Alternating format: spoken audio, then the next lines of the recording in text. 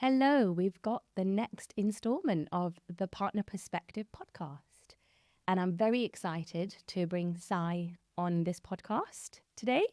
So, Si, I'm going to let you introduce yourself initially, and then we'll dig into your career and give people what they want to hear from this episode. Sure, that sounds good, and thanks for having me actually on this podcast. It's really exciting to be able to do this and to talk to you. So my name's Si Mathavan. I'm a partner at Johnston Carmichael. Johnston Carmichael, we're part of the more global network, so we're a mid-tier accountancy firm, and I run our risk assurance and internal audit team here in the UK. Part of my role as well is I'm also the service line lead for more global international firms. So what that basically means is we look at where we've got clients internationally, making sure we're pulling, we're going to market together, we're coordinated, etc. We look at methodology, for example, at a global level. So working with my international colleagues on that. Another part of my role actually is around ESG and ESG assurance, and that's becoming even bigger all the time. Yeah. And myself and our team have been heavily involved in developing the methodology for the global firm around that. So a lot of different things. As part of in terms of sector-wise, actually, my background has been quite heavily in financial services. But here, actually, interestingly, coming here, we're doing a lot of different things, and we're seeing a lot of demand from lots of different parts of the industry. So actually, our client base is now really quite broad. We have manufacturing companies, software companies, financial services, etc. So it's really quite big, and actually it kind of reflects, I guess, Johnston Carmichael and the more global network as well. We have clients all over the piece. And in terms of service line, I guess it's a lot of non-financial statement assurance work. So it's internal audit, of course, but also ISO 3000s. We do agreed upon procedures. So any type. Very broad. Yeah, very broad. Exactly. Any type of non-financial statement. It sounds quite collaborative then. If you're part of, it sounds like with the international network, you're working very much in a collaborative sense if you're very much engaging and talking to your international partners. Yeah, absolutely. No, I think we are, and I think one of the good things actually with the network is we've got about 30,000 people globally, so we're a big firm, and I think in over 250 odd offices. So we are quite big, but actually when you look at it in terms of who's doing internal audit and the type of work we do, there are some key locations, key jurisdictions. Of course, you've got the UK, you've got the US, you've got Middle East, but actually. There's some key locations and people doing things that actually, when you put it all together, we're actually reasonably small. Yeah.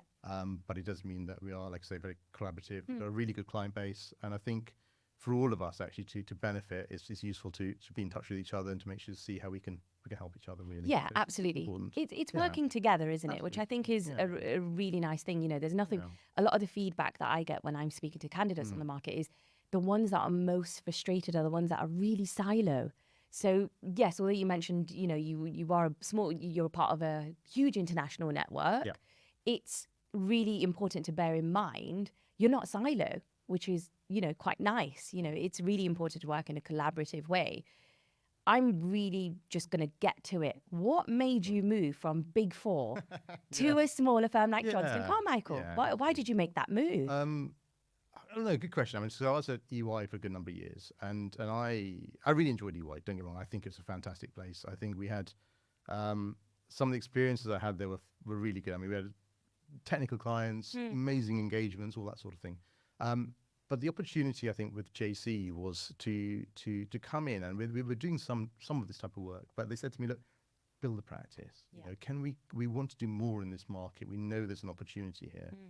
And I think when you look at your career and your experiences, sometimes it's about doing different things. I think if I look at EY, I was heavily involved in a lot of the technical areas. We were doing some great stuff, like I said, some really big clients. But here it's actually quite heavily involved on BD, right? So it's about building the client base, building when we've got current clients, how can we go to market and do more with them? How can we leverage maybe some of the work we're doing with our external audit function, et cetera, to deliver our risk advisory services, but also just going to market and winning new stuff. And that's been really key. So for me, it was a completely different, I won't say completely different, but certainly a different focus to what I would have done before. Yeah. So this is very much feels like starting a business, it's entrepreneurial, right? It's actually has that startup feel to it, even though we're still a big firm, but it has an element of startup to it, and I like that. I think it takes a certain type of person to do that, because when I speak to people, look, I'm very honest, especially when they're moving from a big four to a smaller business. And let's be honest, a lot of people are doing that. A lot of people have done that. You know, they've trained up with the big four, and then, you know, they've been there for a couple of years, and, you know, or many years. They've probably been there for like somewhere ranging between 5 to 10 years. And when you're speaking, well, when I'm speaking to candidates, you know, I sort of just really understand what they want, what makes them tick. And there is a very clear-cut, defined kind of person that basically says, no, that's not for me, or yes, it is. And you've made that move. You know, like I said, it takes a certain type of person, courageous, ambitious. In your opinion, why should someone make that move? You know, how do you think making that move has added value to your career and your business and you as a person? Yeah, I think, yes. I mean, again, you know, for me personally, I mean, in terms of what it's done, as I said, it pushed me a little bit out. I hate to say outside of comfort zone. It's I a hate good to say thing, that, though. but yeah, you're right. You're right. I mean, I was doing. Don't get me wrong. I was doing a lot of that, especially at EY. You know, there's some of the stuff we were doing is really, you know, you're working some pretty long hours and complex stuff and all that. But actually, this is something. As I said, it is different. You know, it's less. I want to. It's pretty so less about the deep technical. It's about doing something that, you know, to start business, I think is key. And I think that for me was like I said, was the appeal. I'm thinking, why should anyone do it? I think that actually, in some respects, you know, the smaller types of organizations, you've got that opportunity to really do something that you're potentially interested in. I mean, we've got a very flat structure. We're very entrepreneurial. If somebody comes into the team and says, actually, I'm really interested in, you know, agreed upon procedures or whatever it is, or this sector, you know, manufacturing, and I've got some great experience in manufacturing, we'll actually go away and do it, and you write thought leadership, and you can, you know, speak at events, etc. That's absolutely free reign to do all of that. Inevitably with a larger firm, it's going to be harder to do that sort of thing. So it is about, I think, coming in and actually seeing the opportunities, and we have some fairly junior people in the team, and they're given quite a lot of responsibility. You know, it's not just about doing the field work. Yeah, of course they've got to do that, but actually we want them going out and speaking at events and pitching for, you know, for clients, and actually looking at the market. You know, where is the demand here? Can I do some target market analysis and all that sort of stuff? They get involved in that sort of thing, which I think, again, you know, it appeals to some people. It may not appeal to others, and that's absolutely fine. But I think it's a slightly different type of role. Yeah, absolutely.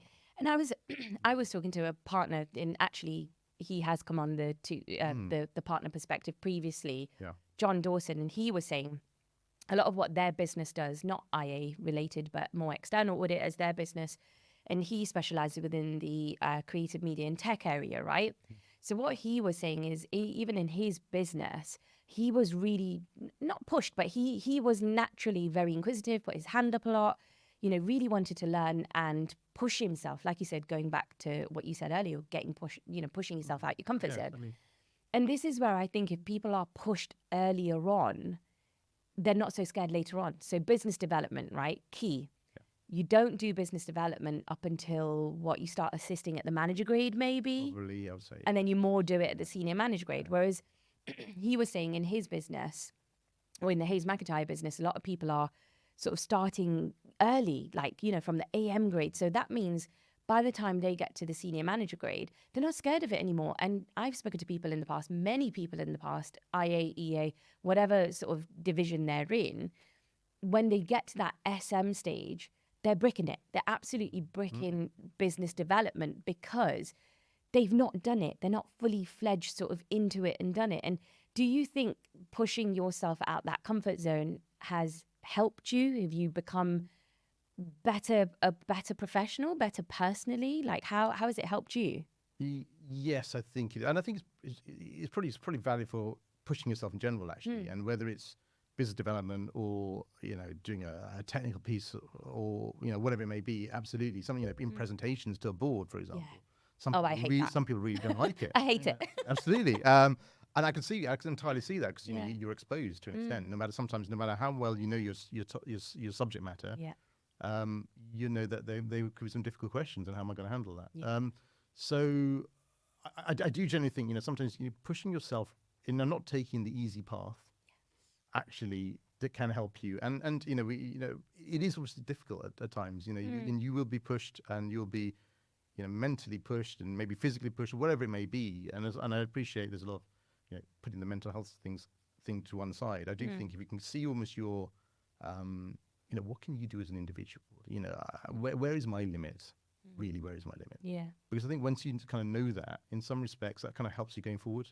Because when you've done some really difficult stuff, everything else almost seems a bit easier. And that, you're less stressed about things. You're less worried about things. Because actually, hey, I did this massively difficult thing. Whatever it was, a year or so ago.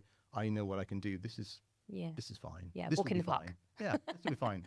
But actually, it's about you learning that will be fine. Yeah. Which means actually, as a person, you're a lot more confident, you're more relaxed, actually, and when you're going to difficult situations that previously you might have been worried about, you're less so. And I think that actually, and I've probably learned that pretty late in my career, actually, interestingly, but I do think that doing that makes you a better professional, makes your job easier, actually. I completely agree. And I think there's also just looking at it with the other lens. So if I'm looking back to my career, there were times where my boss thought I was quite capable. And internally, I'm like, I don't think I could do that. And someone else sees it in you. And sometimes it does take another person to see it in you, to give you that confidence to say, yes, you know what, push yourself, you can do it. I reporting to the board, for example, I can do it. Do I like doing it? No. It's just one of those things. I don't like presentations in general. And that's something that I've had to push myself out my comfort zone for. And I do agree. I think if you do it early on, and if you know yourself, there's sometimes where I don't know myself. There's sometimes where I'm like, no, I'm not good at that at all. And, I've given a try and turns out I have been. And there's sometimes where I've absolutely just not done something right at all to, even though I thought it went really well. It just depends. You really, and I think this is where feedback from partners or your boss is really important. I think being open and honest with your team, if you are working with them collaboratively, is really, really important, because a lot of people don't give that feedback, to their team either, because they're uncomfortable to do it, aren't they? How do you work with your team? What kind of leader do you think you are? How would your team describe you, essentially? Well, they're probably watching this. I'll be careful. Be nice, team. Be nice. But I think realistically, I mean, we've got a relatively small team here. I think, we the way I like to run it, and hopefully they agree with me, is everyone has a lot of autonomy to do what they want. I'm not going to micromanage people. I think I want. We're all pulling in the same direction. We're trying to build something. It's an exciting time. And I think, I want people to come in and actually want to be here. They've got to love their job. It comes down to your passion, right? You've got to, if you really enjoy it, you're going to want to work for that individual, and I want to work with them. I want us to go out and enjoy ourselves, but work hard as well. So, I think in terms of the approach we take, it's very much a flat structure. It's not about me telling them anything, and we have regular team meetings. People come to the table with ideas. If somebody's got a great idea, I think just go for it. Give it a shot. It's fine. And you've got enough risk management, enough kind of opportunity to discuss with some of the more senior people in the team, and we make some hopefully some fairly good decisions for our clients. So I think it's that, and I think we can get away with it right now because we are a relatively small team. I think as we grow, it's important then to think about, well, actually, what does my culture look like, and how does my culture? I don't want to change that culture, but I do appreciate that when the team gets bigger, inevitably it naturally changes, doesn't it? Change, and I think we'll have to deal with that at the time. Yeah, and this is what I say about going back to the Big Four is there's this misconception on the market, which you might be able to dispel actually. Given you've got that Big Four background, is a lot of people say, "Oh, I know what Big Four's like." I know, that this is what they're like. And something that they say is so old school and so it's from many years ago. And it's actually, yes, you're talking about the bigger brand, but also you have to understand there are partners within that business, and that business has little pockets of culture.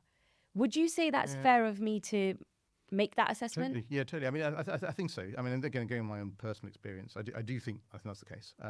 You know, when I was at EY, we had a team of about 220 or so, but even amongst that team of 220, there were still sub teams. Yeah. And it comes down to very much the individuals you work with. You know, and yes, you occasionally work with another bit of the business, but a lot of the time, actually, you're with your team. You know, and what does that look and feel like? Well, it probably is down to the partner and director group as to how they want to run it. But no, I think, and I don't think there is the big four are like this, because I think they all do change, and exactly like you say, there is differences between them, and I think there's differences certainly, you know, between the sub teams.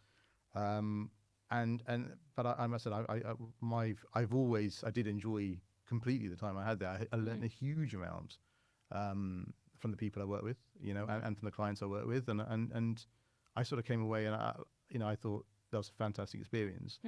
Prior to going to the Big Four, I mean, I was a BDO before that, and so I mean, when I got the offer to go to EY, I was sort of humbled. Actually, I was like, wow, this is amazing.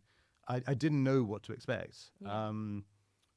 But it's just, I mean, at the end of the day, professional services to an extent. You know, it's all the same. Whether, yes, there are differences, and of course there are differences between the bigger and smaller firms, as we just talked about.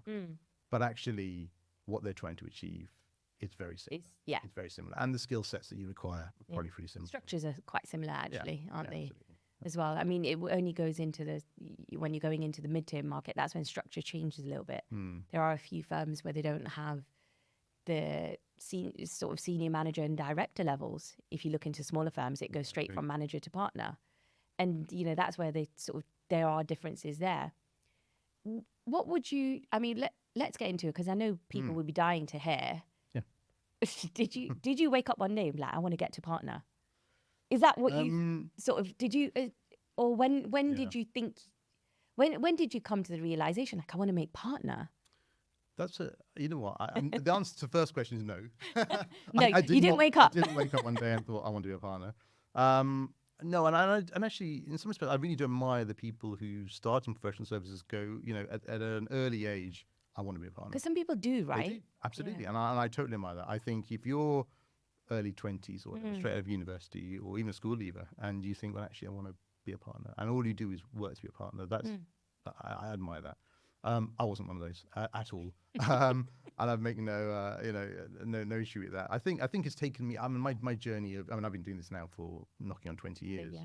So in that 20-year period, I've worked in different types of organisations with different types of clients and all of that, and it's taken me quite a long time to actually realise what I was really after. And even when I was at EY, even frankly honest, I sort of looked at it and my son was born, interestingly, in 2016, my first kid, 2016, and I was at EY in 2016. And if you asked me back then, that's not that long ago, do I want to be a partner? Yeah, that's not that. I would, 8 years. 8 years ago, I would have been, no, that's definitely Absolutely not. Not for me. I don't think I'd, be able to handle it. Yeah. So, I was, even I was at director level then, and even then it was, it was pretty tough, I thought. So, but I think, look, as time went on, and then it was looking into what's in the market there, and actually then obviously got an opportunity at JC. It was actually then a case of actually, this could be interesting. It could be a really interesting, engagement, a really interesting job to take on, and it was a challenge as we talked about. So that's what it was. It's more about the job and what I can try and build rather than the title. Because the title is the title. I mean, and the title's whatever. But it's not about that. It's about actually enjoying the job and enjoying the journey and enjoying actually what am I doing on a day-to-day basis. There's more about that than thinking I just want to be a partner, because there's so many different types of partners. There is salaried partners, equity partners. Then you get partners who do field work and that's it, or just do business development, or they go off and sort of do something specific, don't they? Yeah, absolutely. We're very narrow, and I said my role, I'm having to do a bit of everything. Right? I'm having to do the field work. I'm Jack of all trades. I'm doing walkthroughs. I'm doing business development. I'm doing whatever it takes to build. Podcast now, guys. And a podcast, absolutely. Which so you've got to do everything. Yeah. And so so it's not about the title. It's about actually the job and trying to. Here. I'm going to get my candidates to listen to that, because there's a lot of candidates that I speak to. Yeah. and they're really, really hung up on title sometimes. Hmm. And it's not looking at title, it's looking at the responsibilities. Like you said earlier, it's what are you doing? How is that pushing you out your comfort zone? And it's looking at those responsibilities in that job. Why do they differ to your current job, first and foremost? What skills and value would it add? But also, more importantly, how is that going to add value to the long term of your career? And I think sometimes you get candidates that just look at literally now. No, my title is AM. No, my title is I want manager next. And it's like, come on, let's scale it back a bit and really look at the differences in the role here, and I think that's a really important thing you've said is it's not about title sometimes. Not always. No, it isn't. And every firm is different, Mm. and even within professional services, what a manager does in one firm is quite different to what a manager does in another. And it depends on your client base because, you might have got a very complex client and actually, an AM might be doing something that, maybe an SM in a smaller firm may be doing, so it's not, you can't always compare, but I do get it because I think professional services, whether you like it or not, it's always about title, right? Yeah. And we're probably wrongly in a position where, everyone starts at a sort of graduate level. Yeah. You look at your peers, right? You do your 3 years, you become You start to compare, don't you? You of course do, yeah, absolutely. You're a chartered accountant or you're an internal auditor or whatever it may be. And then you go, actually, hang on, they've made AM and I didn't this year. So you always get that. And and when that email, I'm sure it happens in every professional services firm, all the promotions this year, everyone looks at it and they think, yeah, that's great. Obviously, you're happy for the people, but you also, you obviously reflect on yourself. So people naturally creates a competitive environment, whether we like it or not. It does, and I think there's sometimes the expectation that I need to get promoted every year or every 2 years, and if I haven't been promoted in 2 years, I need to go somewhere else. Because and that's not necessarily the case, and you need to find out why didn't you get promoted and ask that feedback and all of that, which I don't always think happens. But I think it's just the nature of professional services. Very honest, if you go to outside of professional services to the real world, as it were, sometimes people would be in role for years and years. Yeah, it's just how it goes. Very recruiter of me, and I'm coming from an outside perspective. Though I've been doing this for 8 years, I always say I'm the recruiter, you are the audit expert, and then we exchange with whoever I speak to. Do you think it's healthy? Do you think it's healthy looking at it like that? No. Overall, no. Okay. The reason I say that is it is because of that competitive nature. And everyone, let's be fair, everyone in this industry is good. Of course we are. Everyone is good. We're well educated, etc., etc. But it does create, I said, that expectation of promotion, and it means that people are under pressure, whether they like it or not, whether the firm puts them under pressure or they put themselves under pressure. They're under pressure. Yeah. Because I've seen it many times. You're an assistant manager to get promoted to manager. Well, I probably need to be in the top third of my year, maybe even top quarter. Right. So, well, what does it mean to be in the top quarter? Well, it means probably 100% utilization. It probably means heavily involved in business development, doing all the additional stuff that comes with it. And that's where there is burnout and there is challenge and there's mental health, etc. That can impact people. So. I don't think it is healthy, but I don't think it will ever change. I think it's just the world we live in. It's the world. It's the world we're in. But it's then down to the individual to try and manage that. And people have life changes, of course. You get married, you have children. Different other pressures. Absolutely, the family pressures, and I'm looking at myself personally. One of the biggest challenges I've always had, particularly in recent years, is just managing family and work.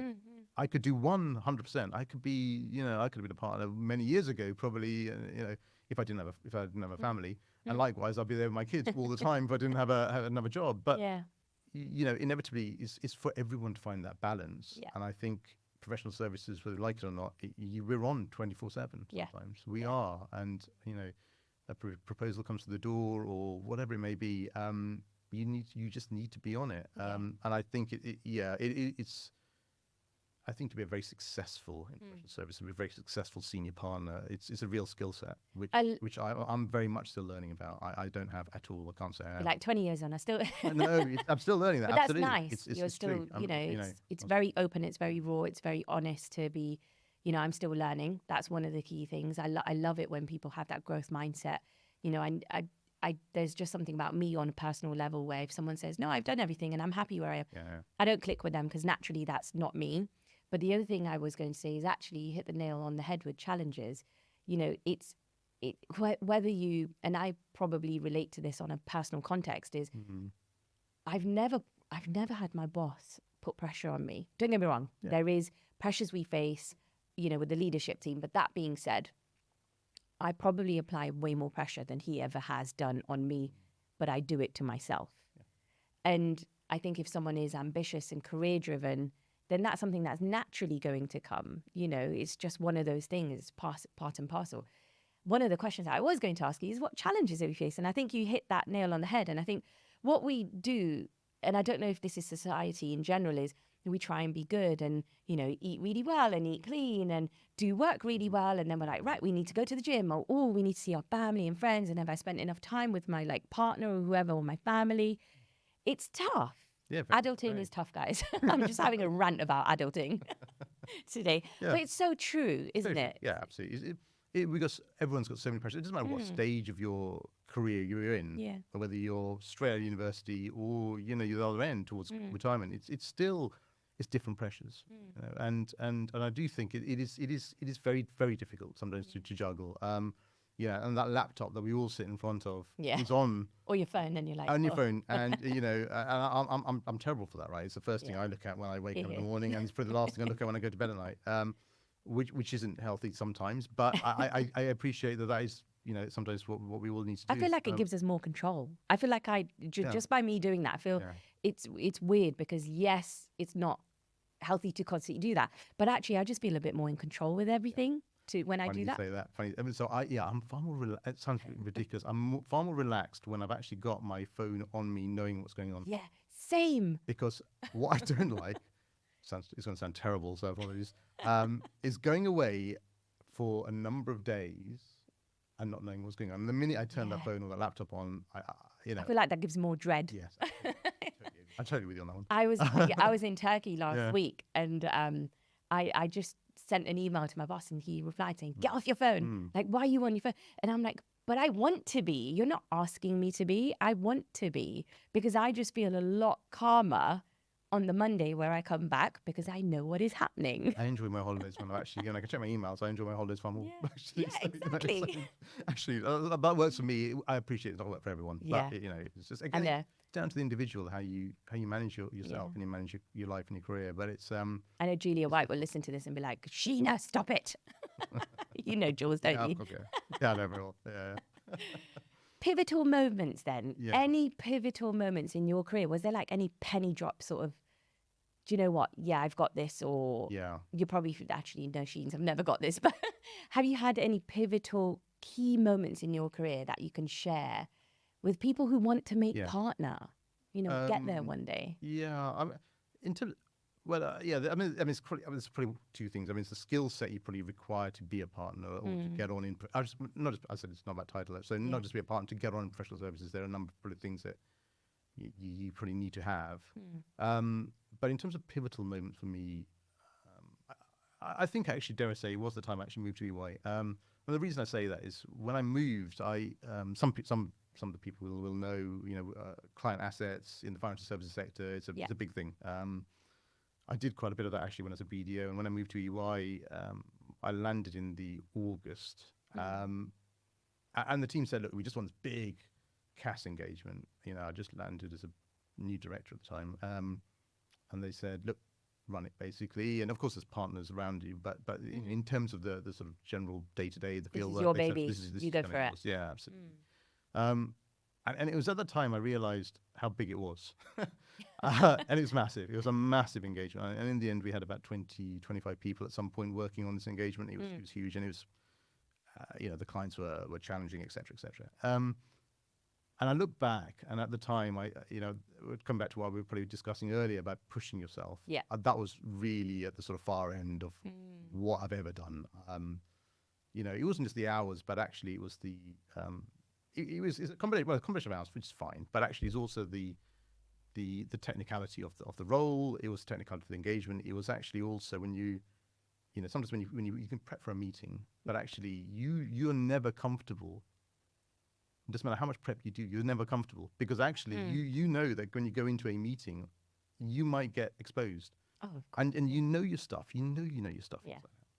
But there's still that actual, that niggly doubt in your mind that this could unravel. Yeah. And unravel pretty quick. unravel very quickly, exactly. And so the pressure, I felt the pressure, and it wasn't nothing to do with EY. And I don't want to say it's nothing to do with the Big Four. Actually, it's just the fact that actually that was just the engagement. And whether I was working for BDO, I was working for anywhere else, it would have been exactly the same. But I think so that definitely pushed me mentally. I would happily say that to a real extreme that I've never actually experienced prior to that, Okay. and I haven't experienced since. And I look back and I think, well, it all worked well. Actually, in the end, as with all these things, it was fine, absolutely fine. It's after 8, 7, I think it went on for about 8 to 10 months or something like that. So it's a big old thing, but actually, it's absolutely fine. And he came, and there's a few of us who are on it. We always look back and we do say, you know what, if you can do that, you can kind of do anything in some ways. So the pivotal moment for me was actually coming out of that, sane, coming out of that, I'm alive. absolutely. But actually coming back and going, you know what, I think we did a really good job. As a team, we worked fantastically well as a team, but actually we came out and we did really well. And I think then again, it comes back to confidence, right? It comes back to saying, well, actually, if you can do that, I've done something that I never thought I would ever have done before. Then when I do anything else now, I know how to. Well, you kind of learn from that experience. You kind of know how to handle it now better. And again, it's looking at mentors as well. I had some really good mentors, some people who I really looked up to, who I learned a lot from, just not necessarily from, actually just being around them, seeing how they operate on a day-to-day basis, and how do they handle their work-life balance, and how do they handle really difficult client situations and all of that. And actually, when you learn from them and you learn from actually about yourself, that gives you that confidence then to go forward. So I think that one for me was that sort of pivotal piece, and it was about 8 months. And interestingly, there's a couple of us we do still talk about that because we do think that, like I said, if you can, we survive that. This will be built this, you. This is fine. This is fine. Yeah, well, we go on now. You got this. It's fine. We know we'll be fine. It'll be absolutely fine. So that's good. In short, you mentioned earlier about having a certain skill set to generally grow in practice or progress in practice. Name me 3 skills that you think a person needs to do well in practice. Top 3. Top 3 at the, I just probably top of think your head. you actually more than 3. But Might give me a list of 10 now. Yeah, I could probably give it just 10. But in terms of 3, I think the first thing, and it's not just practice actually, like probably any role, it's about being passionate. Right? You've got to love it, and it's a demanding job. It's a demanding industry, and it, like we were saying, it takes a lot of time. There are times where but you've got to really enjoy it. You've got to have that. Why am I here? I want to help my clients. You client facing. Yeah, absolutely, and you've got to have that because if you don't, and if you're doing it for the wrong reasons, be it remuneration or to get up the ladder or whatever else it may be, I think ultimately that will unravel. You'll get to a point where actually you can't make yourself get any further. So I think that's certainly one. I think the other thing as well, it's about doing the right thing for your client. And I think sometimes it's easy to look at professional services, go, actually, I just need to sell. And I think I do think the word sell is a bit of a dirty word. We're all accountants or internal auditors or whatever it is. And the word sales doesn't really come to anyone naturally. No one thinks of that anyway when you think about internal audit, but it's a business and the commercial. But I completely get. If you say recruitment, that word would naturally fit with sales, which we'll get onto recruitment piece in a minute. But I completely get that. Yeah. Yeah, but ultimately, it's, again, coming out of your comfort zone. We're talking about accountants and internal auditors how to sell. I'm not a salesman. What exactly? What are you talking about? It's not selling double glazing or a dodgy used car. But actually, how do you go about it? It is a completely new skill set for a lot of people, including myself, right? So but actually learning that, and I do think it's, for me anyway, the approach I sort of take, it's not about sales. It's about actually doing the right thing for the client. And sometimes you just got to understand what they're after. And I've done this a number of times, on occasion, is to say, well, actually, we're not right for you, or So this isn't the right engagement for you guys. You can do something else. And okay, I'm not going to get as much revenue, or maybe I won't get any revenue. Yeah. Fine. But it's the right thing. But it's the right thing. Yeah. And I hope that the client will say, and I think a lot of times, I think they do appreciate that. They do go, well, thank you, because actually you're being fairly honest with us. And I think that is important. So doing that. But then there's the other stuff that I guess that you kind of expect is the people management and the team management and the metrics and all of that sort of thing. But ultimately as well, it's just having that sort of technical mindset and being able to get on with clients. Yeah. This is a very much a client-facing role. Yeah, that's the thing, isn't it? It's People have to remember that. And I think there's a lot of candidates in the market right now that don't want to travel and don't want to go into the office. I think it's really important to keep in mind it is client-facing. Totally client-facing. It's completely client-facing. And going back to what you said earlier about doing the right thing, so important. There are clients that I've spoken to say, do you know what? I'm not going to ask you for a retainer on this because I'm not going to deliver. Therefore, you're going to think I'm awful. And there are some other clients where I think, none that, there are a couple of clients where I don't think they're going about things the right way. Yeah. Therefore, from a chemistry perspective, I'm not going to match what you think, and our values aren't the same. And I think that's also very, important to keep in mind. Yes, okay, revenue missed, but it's doing the right thing in the right way. And I think that's really important. And that's something that we speak a lot about at work. So going over to the recruitment side then, so I think we could break it to everyone that we've worked together. Yeah, worked together. And thank you for all your help. Thank you for letting me do that for you. Right. Recruiters have a perception about them on the market. I'd like to know from your perspective, and I'd want perhaps other people that are listening to this, they might be hiring managers themselves. What made you use a recruiter for your hiring, in particular myself, to do your recruitment? What made you, why did you work with us? Why did you trust me? Why did you trust me, Si? I know we've known each other for a little while now. So I think, coming to you was actually, in some respects, I dare say a default choice. But why do you use recruiters in general? Well, I think now with things like, for example, LinkedIn, there are avenues out there that anyone can use. Yeah. And then obviously we've got an HR function, and they're happy to go out obviously and do our recruitment for us. Now, I do think one of the things you have is actually just the sheer volume of things you get through the door. And I've been in this position where inevitably, we post a job on LinkedIn or post a job on our website, and you get people who, if I'm honest, just don't really have the right skill set. Yeah. They aren't the right fit. And I appreciate that, and I think what's happened in the electronic age, unfortunately, is it's very easy to send your CV. Absolutely. And you see in LinkedIn, I'm sure everyone's seen it, job adverts had 300 applications or 200 plus applications, whatever it is. And you think, well, why would I apply to that? Because I'm against 200 people. But I think in reality of the 200, probably 10 are actually you're more or less any good. Whereas the 190 probably aren't. I do think it's quite difficult. And that's not to say, and so I think for the most recent role that we hired, it was quite a specialist role. Yeah. I think it was very difficult, and I personally didn't know where to turn. In terms of, yes, we can put a job advert out there, but we weren't getting the traction we wanted. We weren't getting the quality of CVs even. So I think that was taking a bit of time. And I think is having knowing you, I know you're gonna, if I give you a brief, you're going to go away and actually research and actually come back to me. And we had a very good, you're very good actually in terms of coming back and giving us updates for weekly. And so I've spoken to this person. Yes, they're great. This person's no. Sheena's asking for my time again. But actually it really helped, because then I can say, well, we then the people we interviewed on the back of that, we knew, 70% they were going to be, in the right ballpark. Yeah. So, and I think we needed that for that particular role. But I do think it just depends as well. That I think if you look at the internal audit market, yes, some of the roles may be a bit more generic. Yeah. Let's be honest. If you're the more junior level staff, you've got a couple of years experience, it is, it could be slightly different. But I do think, for certain roles, absolutely.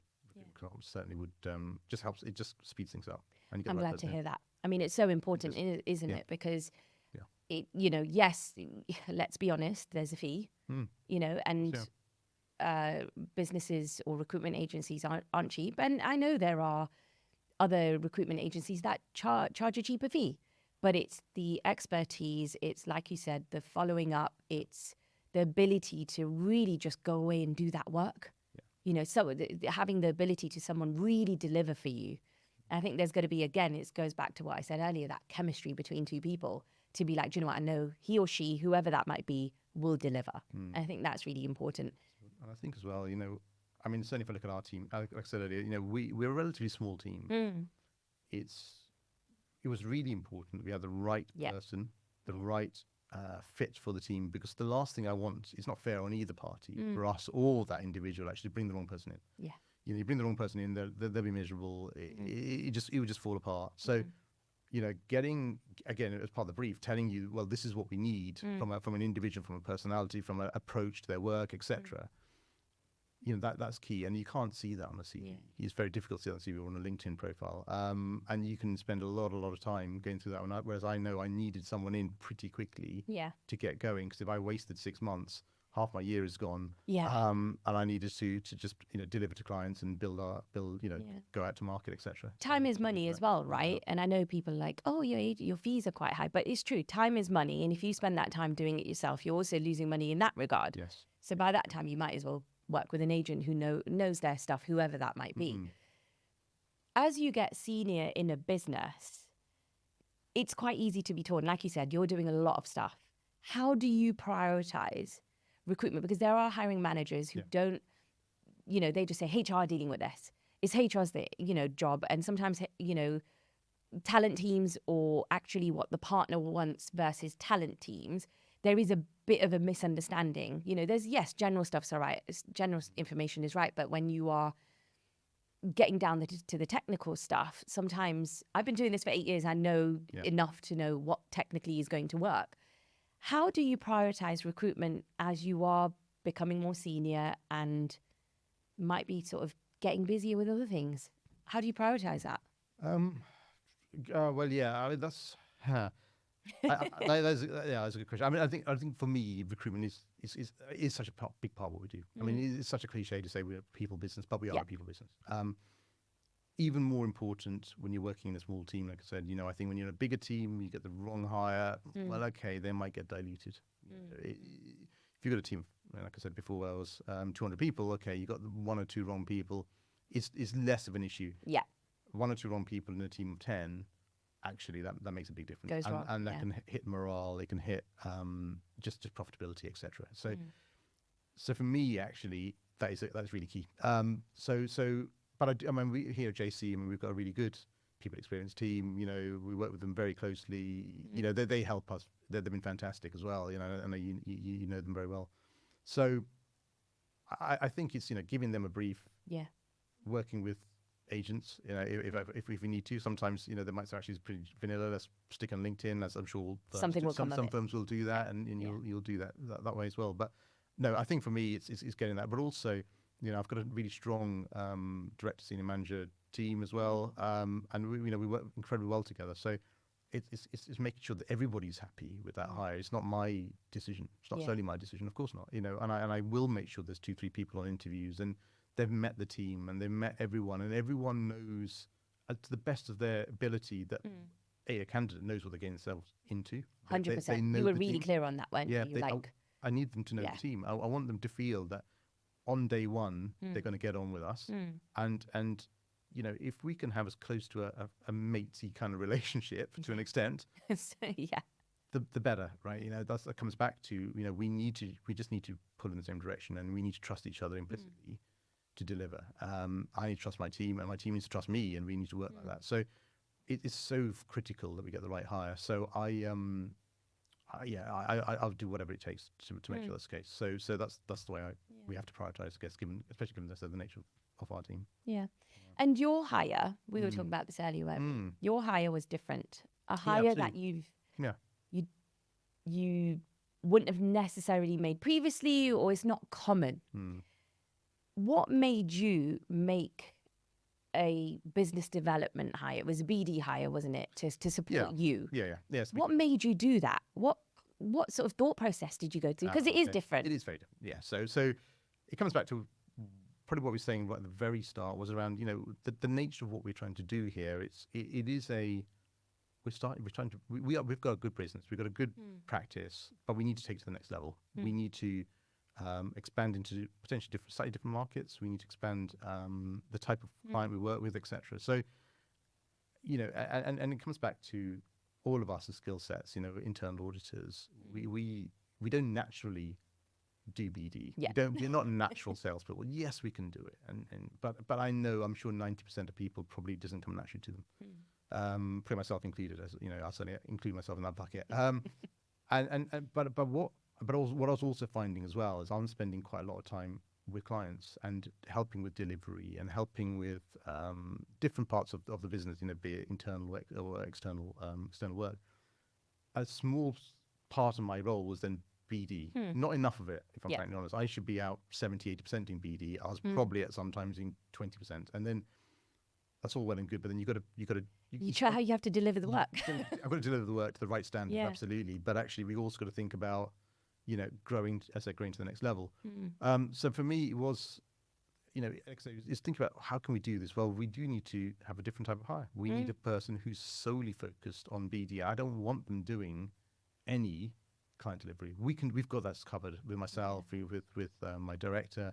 But I wanted somebody who's different. So it's a different type of hire. And in certain bigger organizations, you would absolutely have business development teams. Yeah, they're quite small though traditionally, aren't they? They're not big teams. But they tend to be established. Yeah. So you go to a bigger organization and the BD teams that's there, and so you get to know them, and then they'll do your work for you. Here we didn't necessarily have that, and I wanted somebody who's dedicated to BD, who's done it in the past, who knows the market, who knows internal audit, who knows risk and controls, etc. And it's got some good context, and actually just opens the doors because, especially even if you look at JC as a firm, we've got some really good clients from all sizes, from some of the smaller firms all the way up to listed organizations. But I think, when I looked at what I wanted from my client base, slightly different, dare I say, to what JC currently has. Yeah.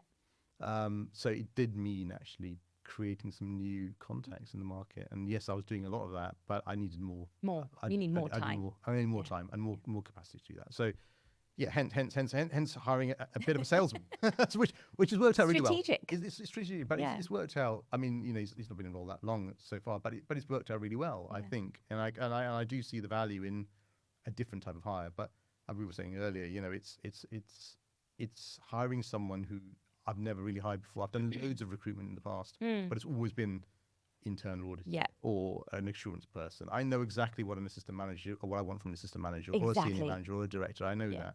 But what do I want from a salesperson? Well, I don't know. And they're coming to me with a different skill set and a different mindset and a different personality because they're very. Oh, it's true, isn't it? Very, personalized is so different. But they need to be because that's the nature of their role. That's why you're hiring them. So that's why you're hiring. So it's an interesting recruitment process because you think this person is slightly different, but actually we need them to be different. And we've got a really good person who's joined.